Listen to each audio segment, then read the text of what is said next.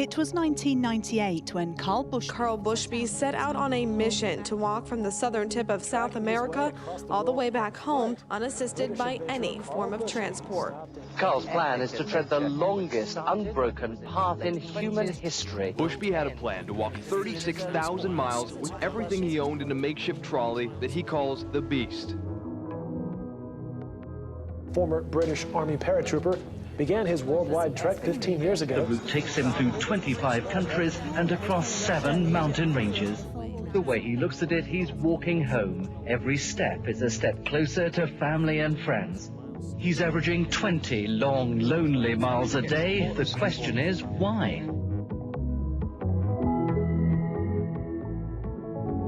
He walked up the Americas to Alaska, over the Bering Strait and into Russia, but that's where he ran into some problems. His round-the-world walking attempt hit a stumbling block when he was deported from Russia. It's unclear if he'll be allowed back. The Russian government issued Bushby a 5-year visa ban. Unless the ban's overturned, this historic expedition is officially grounded.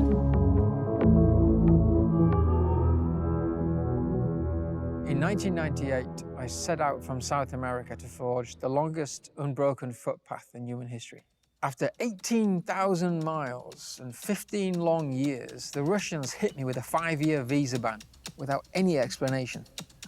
Without access to Russia, this expedition is officially dead in the water. So I decided to walk 3,600 miles in the wrong direction from Los Angeles to the Russian embassy in DC in hope that the Russians would take note of my commitment and overturn the visa ban.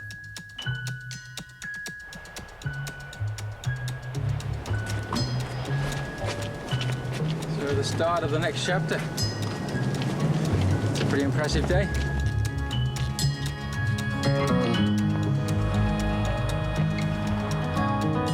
In a year and a half since the ban, we had contacted every Russian official we could, and we got absolutely no response.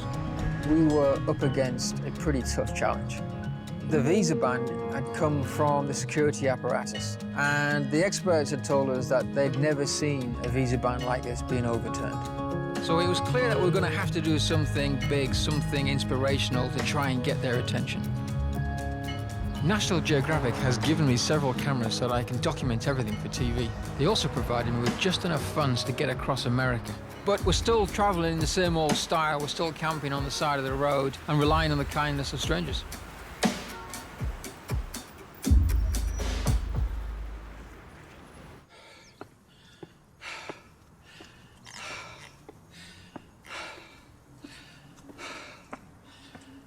Since the ban, we've been static, so getting back on the road, especially that first week, is going to be extremely painful.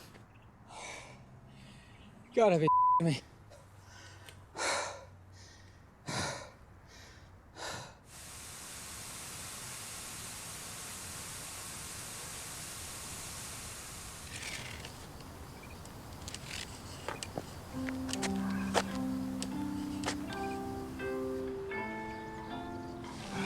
The question why is not easy. I can look back through the years, maybe even into my childhood and say, you know, these are some of the facts, the bricks, if you would, that built this house. One of the major factors that contributed to this walk around the world was my experience as a British paratrooper, one of the elite regiments of the British Army. At 17, when he joined the Army, he did Parachute Selection Company. Parachute Selection Company is a series of tests to weed out those people they don't think suitable to go on to be trained as paratroopers. He had the heart for it, but he didn't have the physical build. Now, normally they will give you 1 or 2 goes and then get rid of you, but in fact, Karl did 5, which is unprecedented, really. He could have left at any point and joined another part of the Army, but he didn't. And that's what they're actually looking for in paratroopers, people who never gave up. In the Army, we trained in the deserts, we trained in the jungles, we trained in the Arctic. So that inspired me and gave me confidence that I could make this trek around the world. All the guys in the regiment didn't believe that this thing could be done, and that motivated me all the more. Just like getting into the parachute regiment, failure wasn't an option.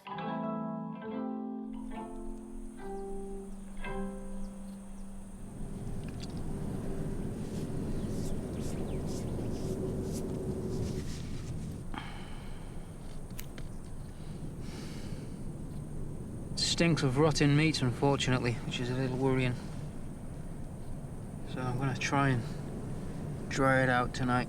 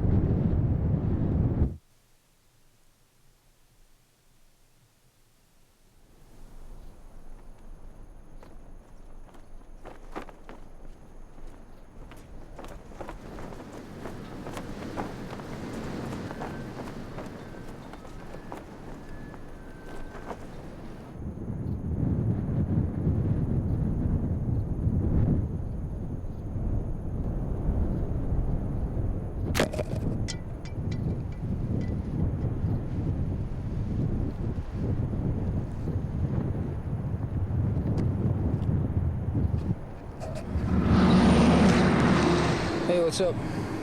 Hey, how's it going? Good, you wanted to call? Yeah, so I got in touch with this reporter in Beatty, Nevada, and he's going to do a story on you. So I'll set up a time for you guys to get together. An important component of the walk and getting the Russians' attention is a media plan. So Zach is helping me contact as many news outlets as possible along the route. And also, remember this guy? He was a TV show host. His name is Robin Leach. Well, this guy is now a reporter for the Vegas Sun, and he wants to do a big story on you for that newspaper when you get to Las Vegas. And also, he said he's going to put you up at Caesar's Palace, get you show tickets, get you some great meals, so that should be pretty cool. You're in a desert on the outskirts of town, hiding behind large piles of sand, and then you arrive with this freaking VIP welcome at Caesar's Palace. Welcome to Vegas. How many boots have you been through? Well, to get from the bottom of South America to Fairbanks, Alaska, was 9 pairs of boots. How many miles do you have left to go before you get home? We could be looking at about 15,000 miles. So back in 99, when I was in Chile, some doctor who had heard about me gave me this to hand deliver to his brother in Austria when I get there. No kidding. And I've still got it.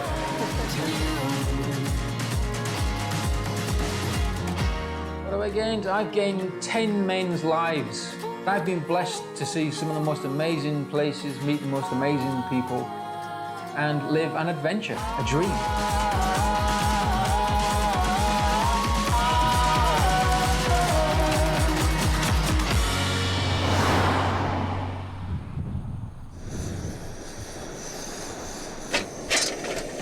Breakfast, seafood chowder.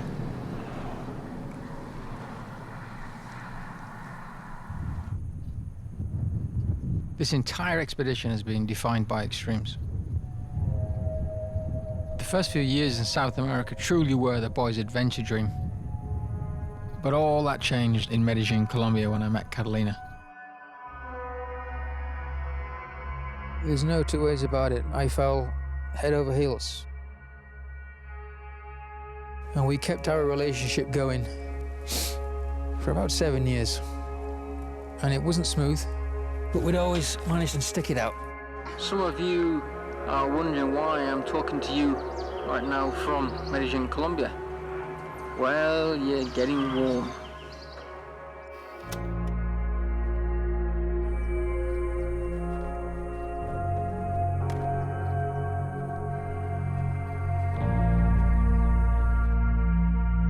Those probably were the best days ever.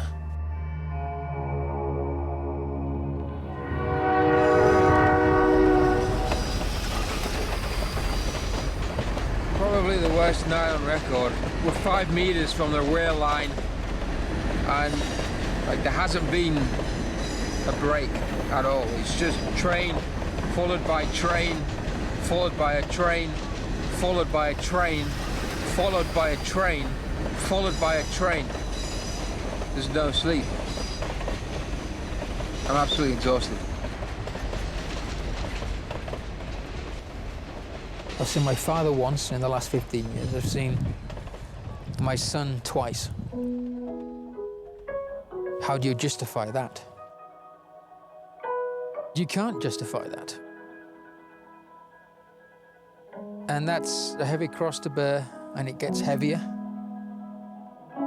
It gets put away behind a door, and it's very hard to go in there. I'd been constantly hoping that me and Adam would eventually somehow connect on this road.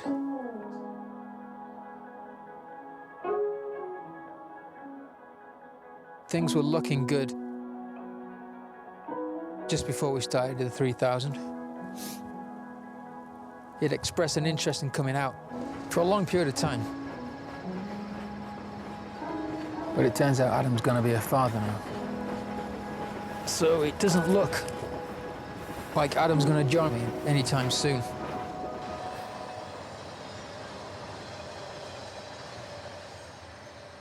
Well, I guess we could revisit reasons for the journey. The unsuppressible question, why? Why walk 12 years as it was calculated from the beginning? There was parts of my life, sort of the keen naturalist that used to look out into the world around him and want more of that. Wanted to get out there. When I was a kid, I used to push my boundaries and explore. A lot of the time alone or with a friend. And during the army, traveling with the army and seeing places, I had a real respect for horizons.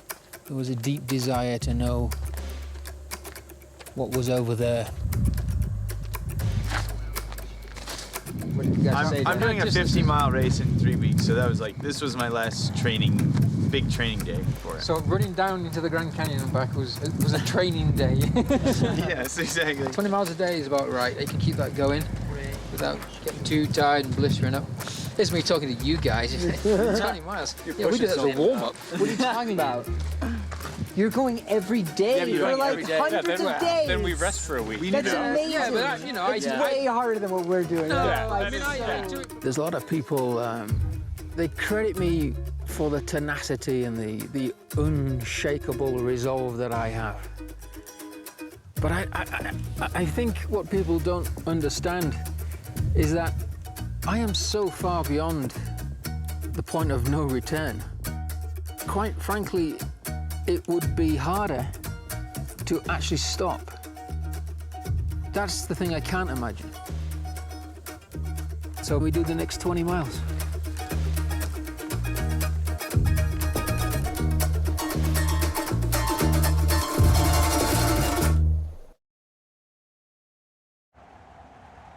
"13 years into my walk around the world, the Russian government issued me a 5-year visa ban. So now I'm walking to Washington, D.C. to try and convince the Russian embassy to lift the ban and allow me to continue my dream."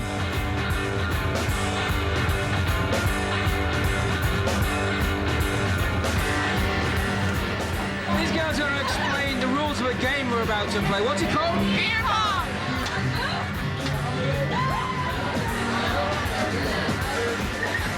We're down to 1 cup apiece.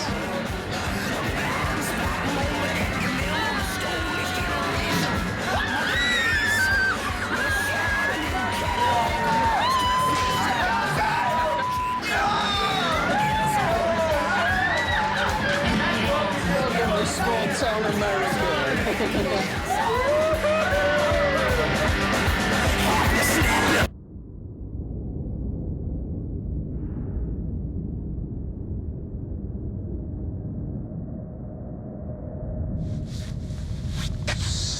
Seriously tanked up on wine.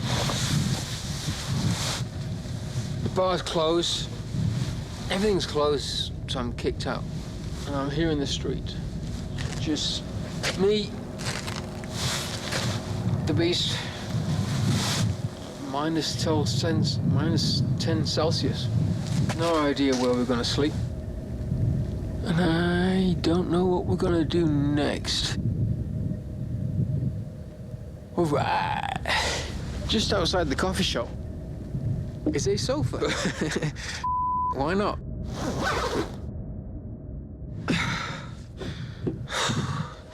All right, we're gonna try and sleep. You have a good night.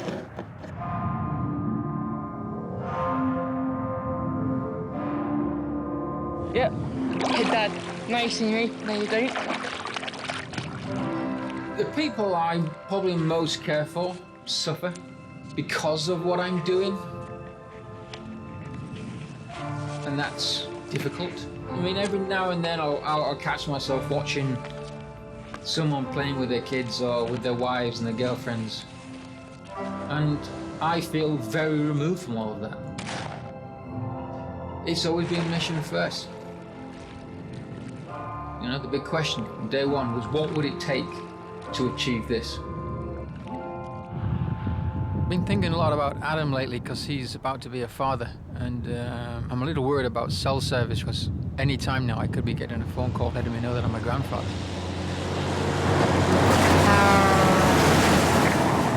Felt that one? You can almost feel it sucking you in.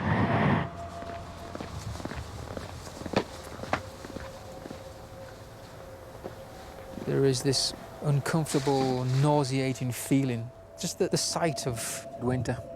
I think it's all a learnt reaction to the experiences in Alaska, the Bering Strait, and Russia.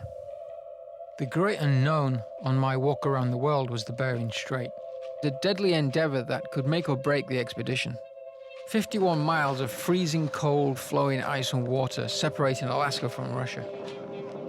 No one in recorded history had successfully walked across it from east to west, but I knew it could be done. And in 2006, adventurer Dmitry Kiefer and I made history. This might, if we're lucky, be the fast ice that's anchored to the shore. And if that's the case, our prospects of success have just rocketed.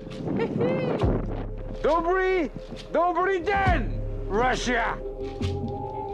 Now that I've crossed the Bering Strait, I don't question whether the expedition is doable. I know it is doable. All that remains is what I've already done, miles on the road. What's the worst case scenario regarding the Russian embassy? Well, they say no.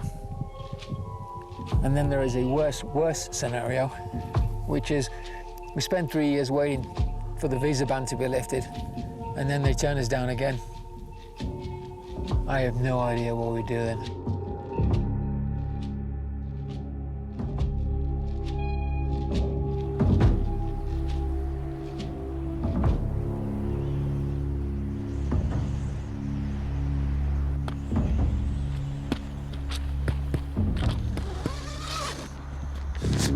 No two ways about it, though. I'm having a tough time of it right now. Just the relationship, personal side. Human beings are just not designed to be alone for long periods of time like this. Let's go. You need families, you need friends, you need relationships.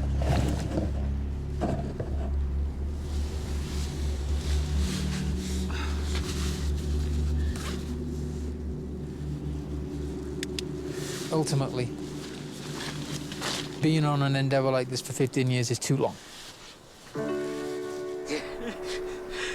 Julia, this is your adventure. This is your 15 years on your own.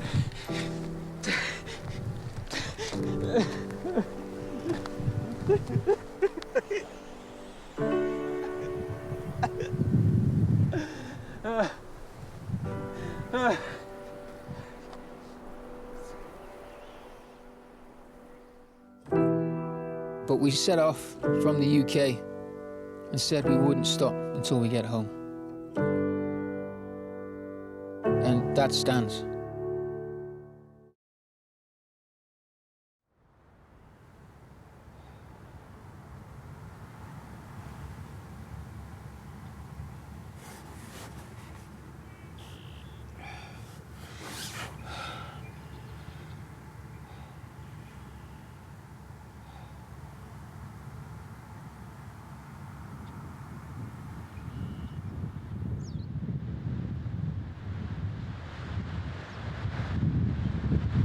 Right behind us, represented by that pig right there, are what's left of a mountain range known as the Rockies. And this is where we leave them behind. To my front, basically what we're looking at out of the side of this valley mouth here are the Great Plains of North America. The other big development right now is we are talking about getting Adam out here, which is amazing. We've been trying to do this a long time, and I think we got to go. Adam's down with it now. It's just a case of pinning down the details, get him out here on the road with me. Have a freaking time.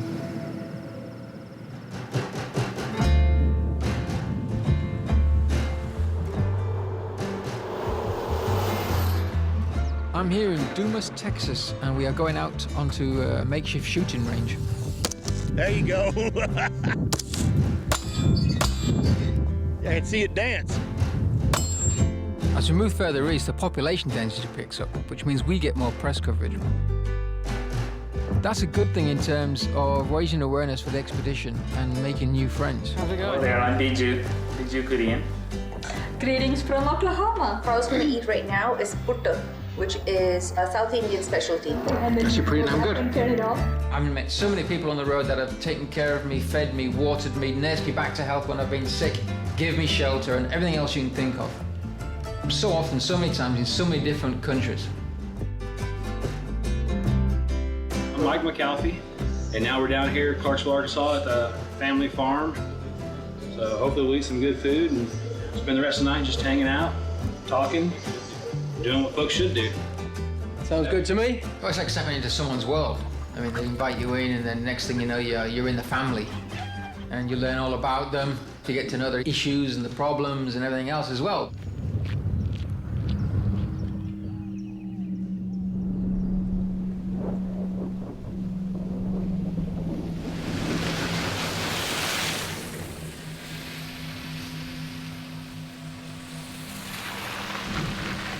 Vladimir Putin is set to ban several U.S. senators from Russia. Among those targeted was House Speaker John Boehner, Arizona Senator John McCain, and Senate Majority Whip Dick Durbin. Senators Bob Corker and Robert Menendez are expected to be blacklisted by Russian authorities.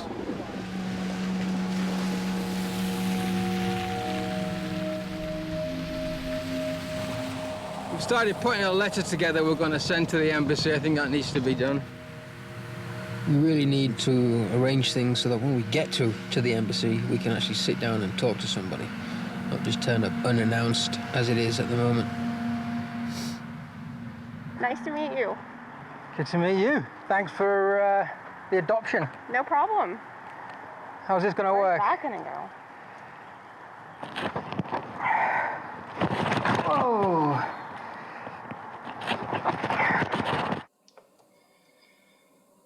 How's that? Damn, there's the hairy-faced little kid. Well, it's about time.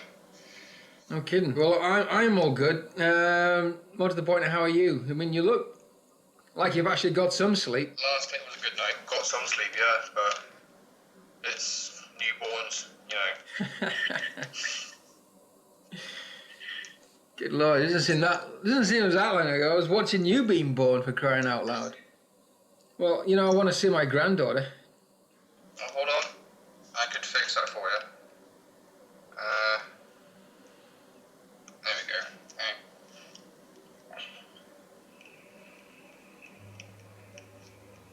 There you go. Damn.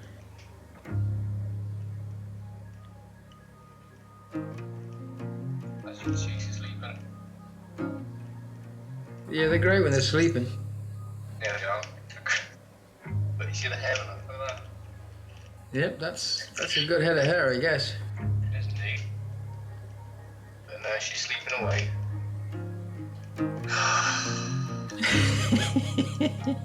How's it for to be a granddad then? I'm not ready to be a granddad, for crying out loud. What are you doing to me? Granddads are old. Come on. Cut me some slack here. Yeah. Well, you're old now, aren't you? Yeah, well. Business talk then, huh? About this whole walk. Yeah. You get your ass out here, and then you drag your ass for 10 days down the road. Indeed. We'll see what happens. Sounds like a plan to me, so we'll get this ball rolling and see how it goes, huh? Yeah. Anyway, I'll talk to you soon, okay? All right, buddy. Take care, kid. Take care. All right, talk soon. Bye. Bye.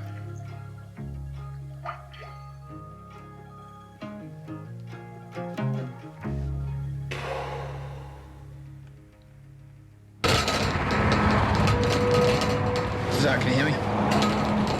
Yeah, so I just got word the Washington Post magazine wants to come out and interview you. They'll be sending a reporter sometime soon, so I'll keep you posted on that. Also, any response regarding the letter you sent to the embassy? No. Alright, yeah, I haven't heard anything either from the emails I sent. Obviously, this Ukraine situation is not helping our cause in terms of the Russian embassy paying any attention to us, but we'll keep trying. For the last several days, we've continued to be deeply concerned by events in Ukraine. Yeah, it looks pretty grim on the surface, considering that we're kind of relying on East-West relations to be in a good state by the time we get to the Russian embassy in D.C. Choices that the Russian government has made. Me and Zach are still sending emails to the embassy, and we're just not getting any response. It's very disheartening. Because of these choices, the United States is today moving, as we said we would, to impose additional costs on Russia. The U.S. is not looking at a new Cold War, but at a relationship with Russia. Rising tensions between the U.S. and Russia after a Russian fighter jet buzzed a U.S. warship. Giant world powers are staring at each other across the divide. Standoff with the U.S. to a new and dangerous level. Tensions are high. We're in a really bad place with Russia right now, Jenner. A really, really bad place.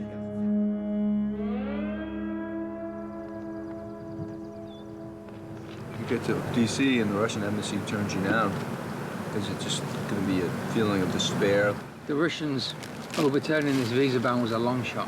And then, you know, a couple of months in, and then the Ukraine crisis kicks off and things look like they're going to hell in a handbasket. The closer I seem to get to D.C., the worse the geopolitical situation gets, which is unfortunate. How do I feel about Adam coming to walk with me? I'm getting a little bit nervous now. This has been in the making for the last 15 years. But a few things probably have to be explained, I guess. I met Angela while I was serving in Belfast. Adam came along, and I was a father for 5 years. When it finally came apart, and you know, I'm not going to go into details, but when it did, Angela moved back to Northern Ireland with Adam. And well, that immediately made things extremely difficult, because as a serving soldier, we weren't allowed to visit Northern Ireland at all. And then, of course, I disappeared. Now, how one actually justifies this, I was definitely convinced that he was going to come on the road with me at some time, but, you know, the grand plan didn't quite work out the way it was supposed to. And, well, here we are. Finally, Adam's coming out. And it's a start. It's really, this is the beginning.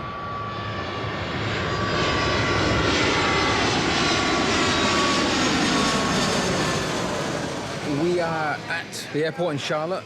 We are waiting for Adam to arrive. Should be coming down those stairs anytime now.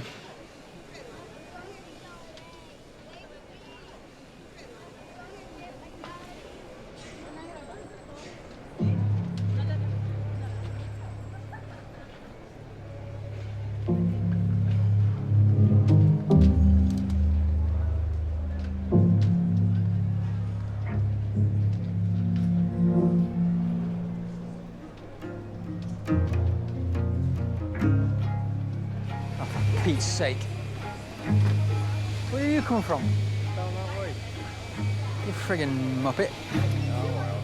I'm here now. Oh, they're breaking down. We've been sitting here with the cameras focused on the goddamn stairs, and people are like, no, he's going to come this way. You're going to arrive from that way. No, I'm walking down that way. I thought then. Well, now you're going to have to go all the way back up and then come down those stairs. Oh, right. No, you're not. Oh, Come here, here's a hug. Yeah. How's it going, bud? Not bad. How are you doing? How was that flight?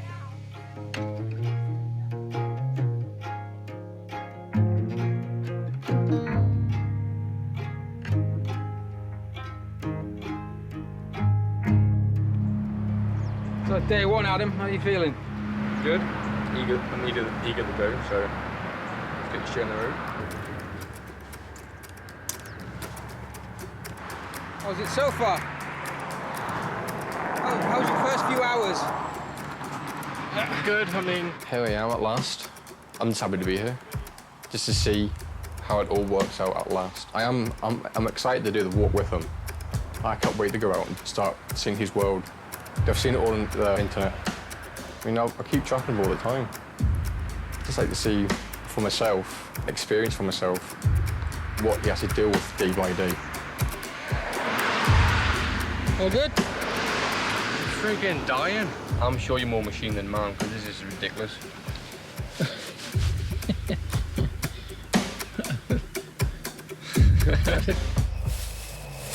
See you later. Oh, you got toilet paper? No, sure, we can go to the shop. Okay, I'll get you some. Do you need any mozzie repellent? Do you need any mozzie repellent? Right. As a kid, he wasn't there, you know. Knowing he could come back, and then knowing that he didn't want to, hurt a little bit. Because he had the choice. Because, I mean, obviously, as you grow up, you need your dad for certain things. But, I mean, I got by. It was actually when I came back from Alaska. I was 14 at the time. I was actually on the flights back. I got to the point where I just accepted it. Because I thought long and hard about it.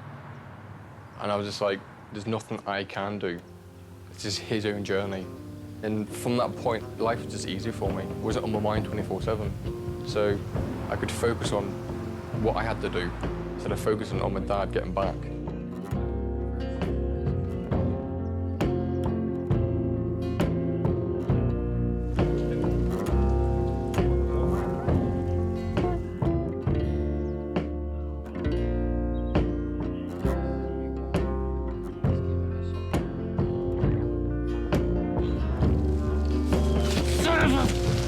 It's been stung.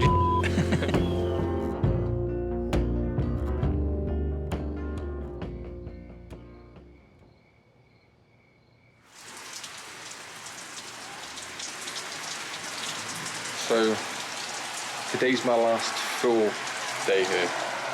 I've enjoyed myself. The experience is what I say is what I expected, but it was a lot more than what I thought. And I'm glad I came out and did it. So I found a couple of flags. One of them's a kind of faded US flag we found on the side of the road. So we're going to turn these into mementos of the trip.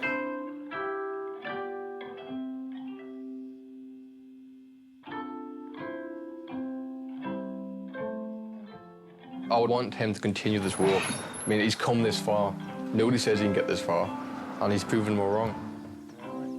And that's pretty hard to do for someone. When you've got all these people saying, no, you can't do this.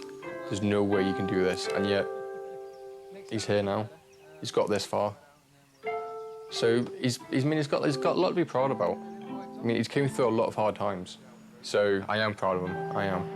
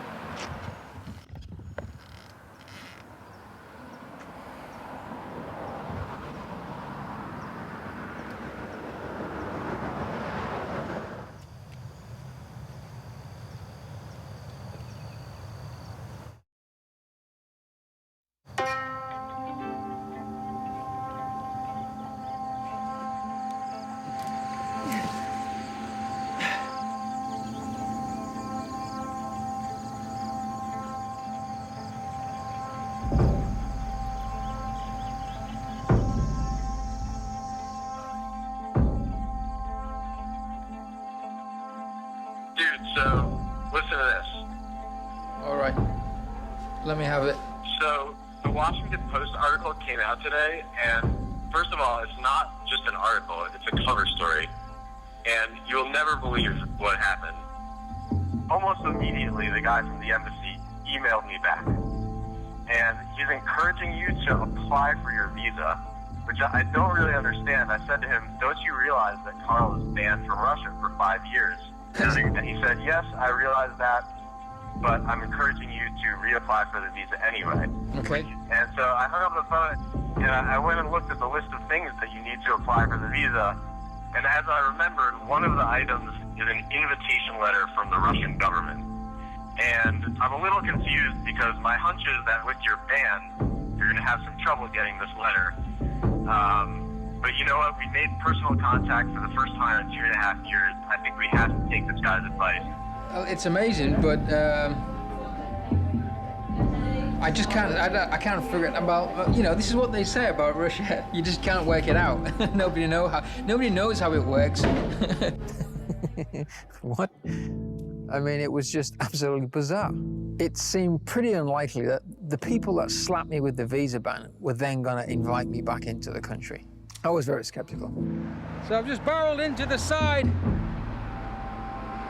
of Route 1, or Highway 1, from Richmond to Washington. But this is the last road.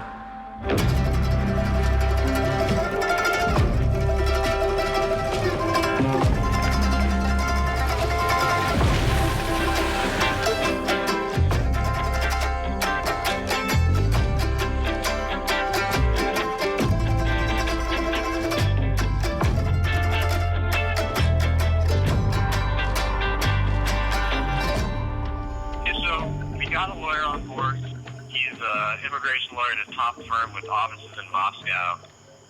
He consulted with his colleagues in Russia, and everybody agrees that it's actually going to be pretty tough to get this invitation letter with your visa ban.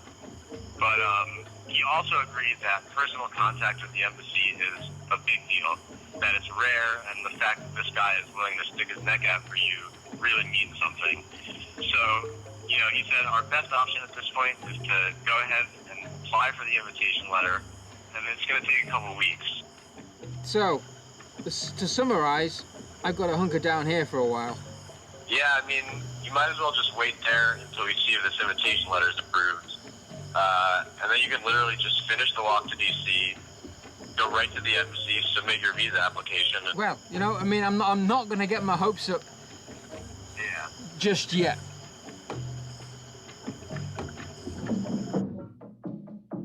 It looks like we might have a chance of getting this visa now,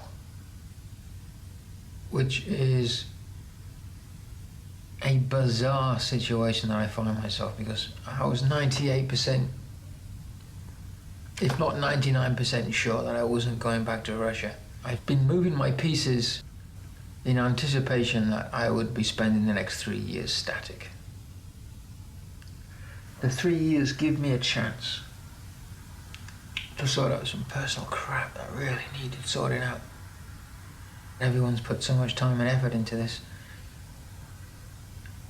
I just feel incredibly guilty not wanting it almost as much as everyone else. I find it very hard to explain just how torn I am between all of this.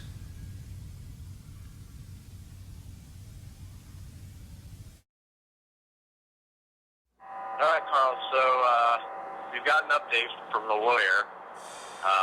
We got correspondence back from the Russian government today, and the ban has been lifted. They've approved your letter of invitation. Wow. That's pretty amazing. How? Just trying to get my head around this. How the hell did this happen?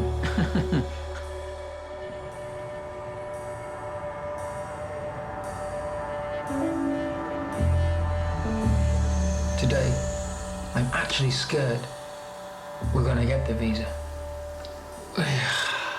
What is that all about? 16 years on the road, that's what that's all about. But here's the weird thing. If I don't get this visa, it could be serious trouble. How long does it take me to get home? 20 years? 21 years, 22 years. So, here we are at the embassy, and here we are with the paperwork. So this is why we've been spent the last year walking over 3,500 miles to get to this point. Добрый день. Добрый день. Пожалуйста, нужно говорить с Денис Кугин. Проходите, пожалуйста.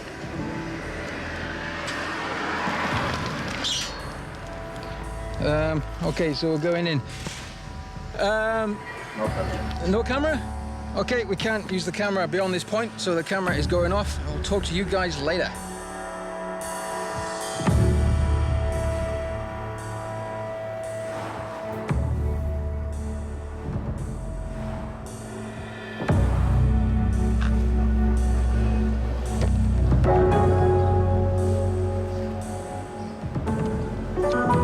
So,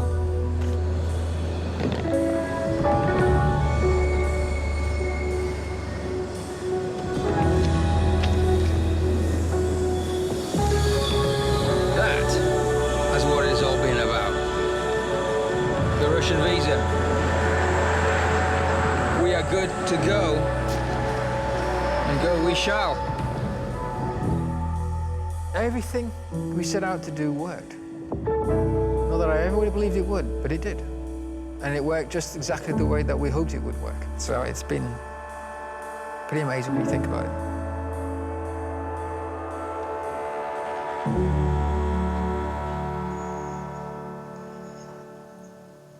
That is the Russian visa.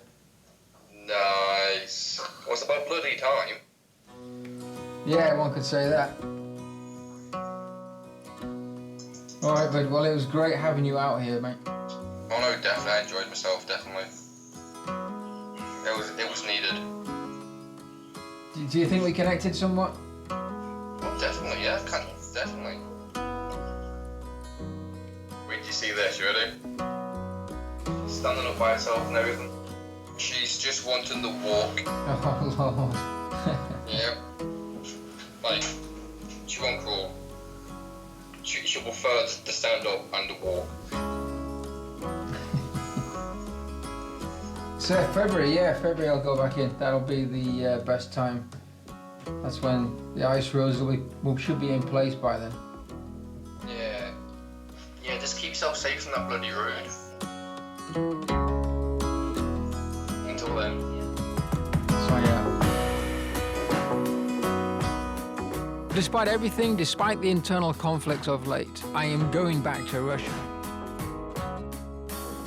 At the end of the day, nothing is going to shake my commitment to this journey. Nothing in the environment, not the politics, not the personal and relationship crises. We've been there, we've got over it, we've managed to move forward, and we will always do that. I will always push forward until I reach the end.